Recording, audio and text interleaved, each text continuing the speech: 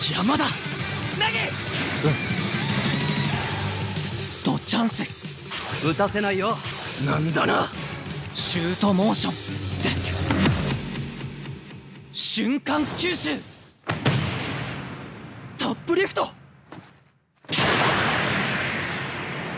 からのジャンピンターン。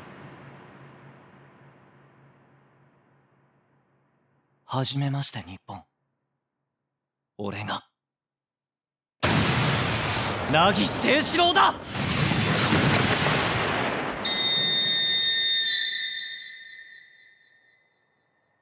Nagi Seishiro, the second main character of the Blue Lock series, the lazy genius and one of the most talented player in the Blue Lock program.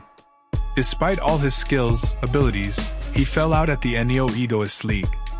A downfall, foreshadowed multiple times since the match between Manshine City and Bastard Munchin.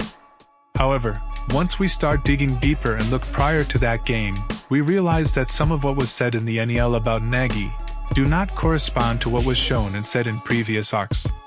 So in this video we're going to analyze the two most important lies that set Nagi's downfall. Nagi could only move according to Isagi and Ryo's vision. That one is mostly true when it comes to Ryo up until the Team V versus Team Z game. But when it comes to Isagi, that is a straight up lie. Isagi and Nagi played in 4 games together in the second selection. Nagi was the one calling the shots for 2 of those games. The first 3v3 against Rin and the 2v2 against Baru. He was making strategies that gave them a fighting chance. Telling Isagi where to pass, when to ignore Nahiraya to defend against Baru and to be careful when Nahiraya was pressing from the back. Isagi only had Nagi following his vision in the 3v3 against Ryo, and only after he decided to use Baru as decoy for screwing up. In the 4v4, Isagi was the most important player, sure, but in most cases they weren't playing according to Isagi's vision, but they playing off each other. That was their chemical reaction. Nagi was making Isagi adapt to the play he was setting up alone with his off the ball, or with Chijiri so he could score. Baru was playing off of Isagi trying to take advantage of his play to steal the ball from him, and try to score on his own. Chijiri was playing off Isagi and Nagi, putting himself on the byline, ready to receive the ball from them so he could either make a run for it to score a goal, or make cross pass if his shot course wasn't available, to help others score. And Isagi who will play off all of them so he could get in everyone's blind spot, to put himself in a position to receive the ball. Those statements about Nagi were made was through Isagi, Nagi and Chris Prince, and set up Nagi as someone highly dependent of others. However, Nagi was shown multiple times to being the one calling the shots and the one with actual a lot of creative plays, while Isagi was actually the one feeding off it. Which brings me to the second lie. Nagi has zero creativity. That's a lie that was said by Nagi himself. Chris was asking the same questions Noah asked to Isagi. What were his tactics to score goals and his goal formula? Nagi simply responded that he doesn't know, he only takes what Isagi and Ryo gives him. That words are straight up debunked by the events of the second selection.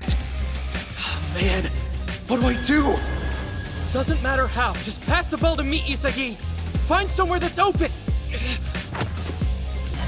いくら足が速くてもさ、人間は9人。後ろには進めない。I'll shoot! Gotcha! First I'll control it, and then...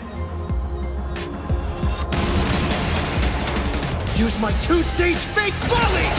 Nagi developed tactics to score goals that he replicated over and over again up until the NEL.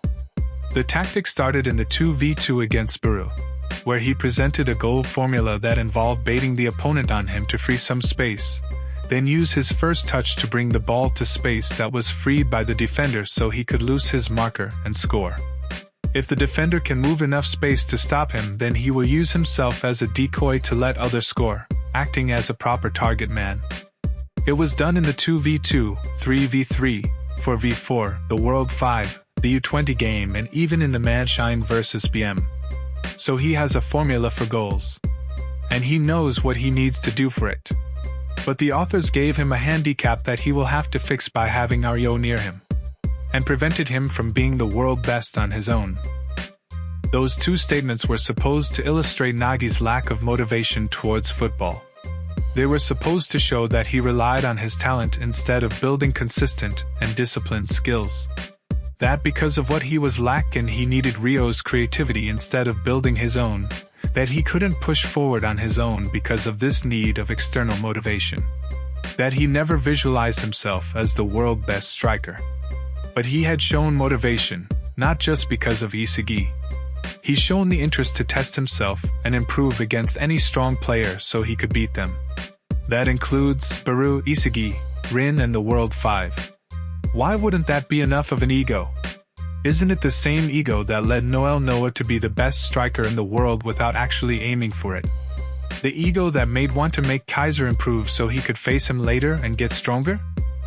The same mentality that had Nagi choosing Kira in the second selection, because he wanted Otoya and Karasa to come after him. It wasn't all about Isagi. He was learning from him, but contrary to what was said in the NEL, he was never dependent of him.